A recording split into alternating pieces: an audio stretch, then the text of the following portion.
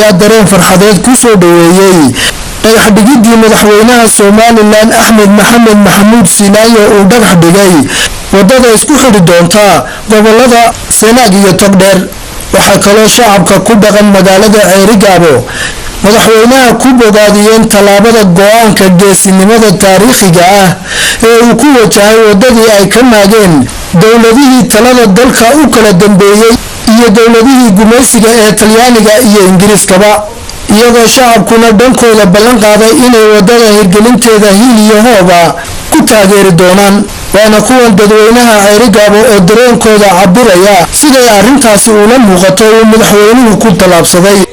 anigoo ah gudoomisada ururka qaranka ee Now Hodan Maxamuud Maxamed, halkan waxaan ka tahniideynayaa oo riyadii aanu in badan ku riyoonaynay oo uu maanta madaxweynihii noo dhabeeyay.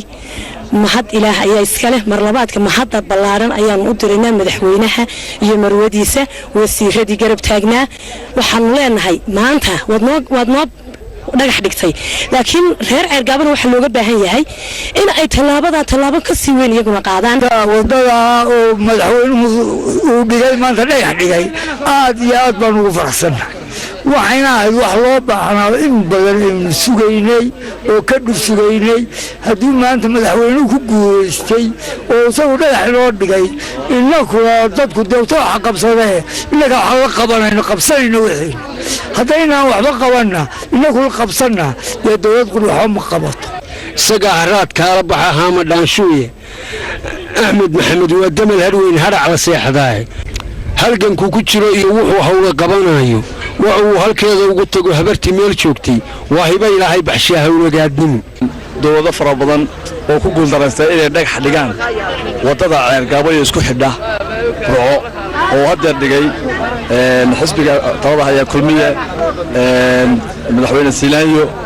aad iyo aad waan ugu hambalyeeynaa.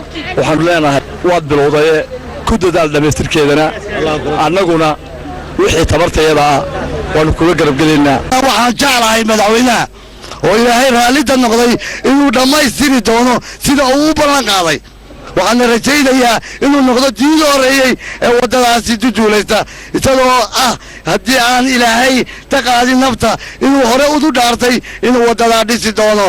anigoo ah magacaygu Mustafa Maxamed Jaamac, aad baan ugu hambaleynayaa boqolkiiba boqol sida fiican uu madaxweynuhu sheegay oo dhagax dhigay wadada Ceergaabo iyo isku xidhaan Burco. wadadaasoo aad loogu baahnaa dacar buluq taasuna aad bay walistahay. dad boqolkiiba boqol baan kugu mahadcelinaynaa ilaahay kula garab galo. annaguna diyaar baan u nahay waliba wax ka qabadkeeda iyo meeshii lacag loogu shubayo inaan ku shubno dadka reer Ceergaabo diyaar baan u nahay. intiina la yiraahdo bixiyana waan bixinaynaa. way badan baanu qaylinayni oo baabuurani naga jabeen oo jiiraanku nagu helay oo cidna ay naga galeen. waa kuugu mahadnaqaynaa, diyaarna waanu u nahay. haddii ilahaydmo allahna haynala garab galo. waa sidaa u tawfiiq. runtii wadada maanta shalay u dhagax dhigay madaxweynuhu waa arrin aad muhiim u ah. waana arrin ay in badan ku taamaysay bulshada reer Sanaag.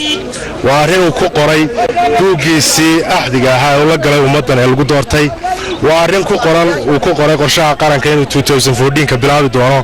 maantana uu dhagax dhigay. waa soo dhaweynaynaa, waana ku taageeraynaa, waana kala qayb gelaynaa.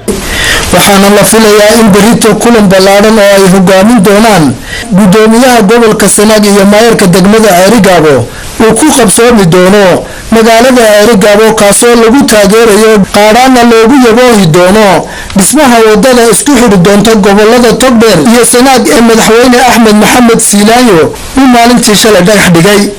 waa Cabdirasaaq Xaaji Axmed, Universal TV.